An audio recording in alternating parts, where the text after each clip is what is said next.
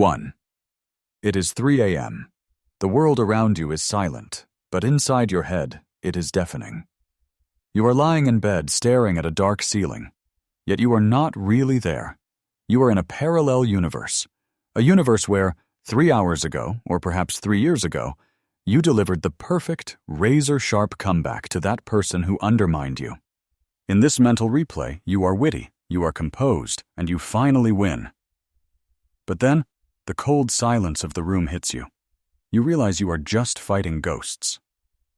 Why is it that when your body desperately needs rest, your brain decides to work overtime, for free, trying to fix a past that is already set in stone? Why does one awkward sentence haunt you more than 1,000 successful ones? If you're trapped in this loop, I want you to know something. You are not weak. You are not losing your mind.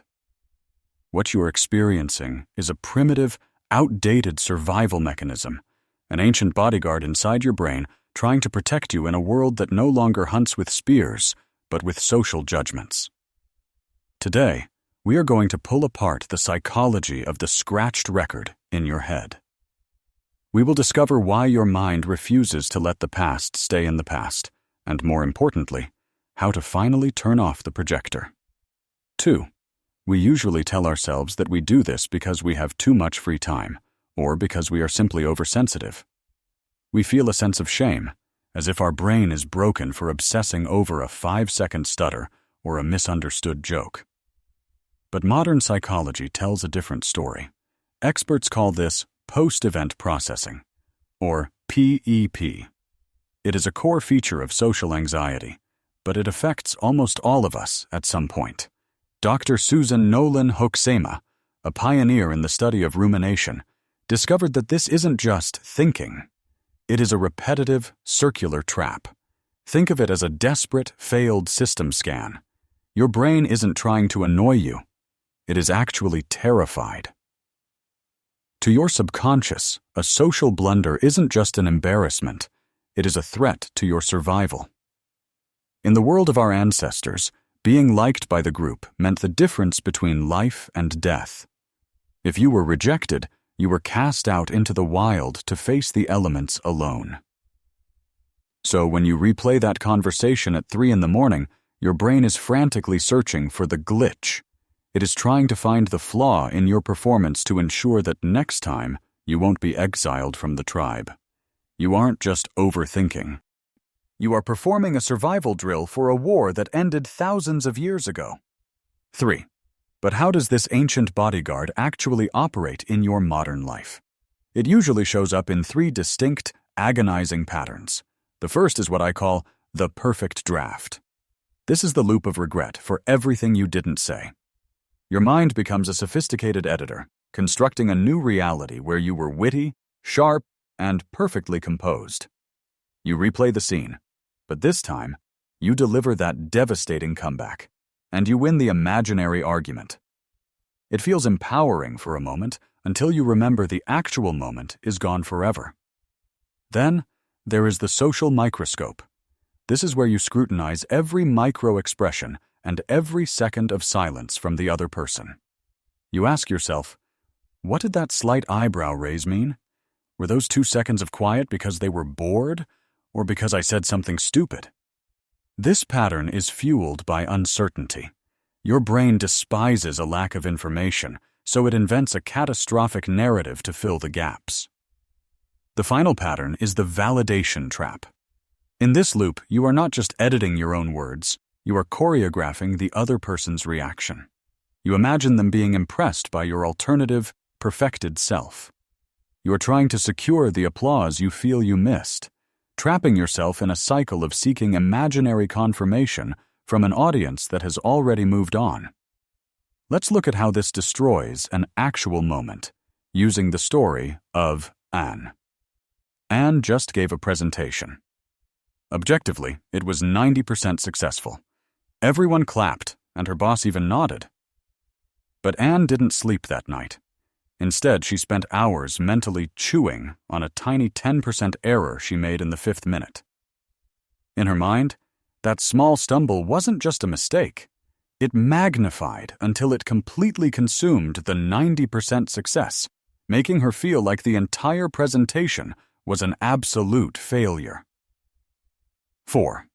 To understand why Anne, and all of us, fall into this trap, we have to look under the hood of the human brain. At the center of this storm is a tiny, almond-shaped structure called the amygdala. This is your brain's ancient alarm system. Its only job is to detect threats. But the amygdala cannot tell the difference between a physical predator and a social blunder. To your nervous system, the feeling of being awkward or rejected triggers the exact same chemical cascade as being hunted by a wild animal. When you replay that conversation, your body is literally in a state of high alert, as if your survival depends on fixing a sentence you said 5 hours ago. This biological panic is further fueled by what psychologist Charles Carver calls control theory. Your brain constantly runs a background program that compares two versions of you: your ideal self, the one who is perfect and articulate, and your actual self, the one who just stumbled over their words. When the gap between these two identities becomes too wide, your brain enters a frantic state of error correction. It believes that by replaying the scene enough times, it can somehow close that gap and restore your sense of control. For many, this habit was carved out long before they ever entered a boardroom or a party. It often begins in childhood, in homes where communication felt like walking on eggshells. If you grew up with parents who were overly critical or emotionally unpredictable, a small social slip wasn't just a mistake, it was a danger. You learned to pre-screen and post-scan every word to ensure your emotional safety. Now, as an adult, that internal censor is still working overtime, trying to protect a child who no longer needs to hide. 5. However, we should be careful not to view this process as entirely broken. In the right dose, what you are doing is actually a remarkable cognitive skill called mental simulation. It is an evolutionary gift that allowed our ancestors to prepare for a hunt or rehearse a speech before stepping into the light. At its best, this mental rehearsal is how we learn from our mistakes, refine our social grace, and ensure that we grow into wiser versions of ourselves. The danger, however, lies in the dosage.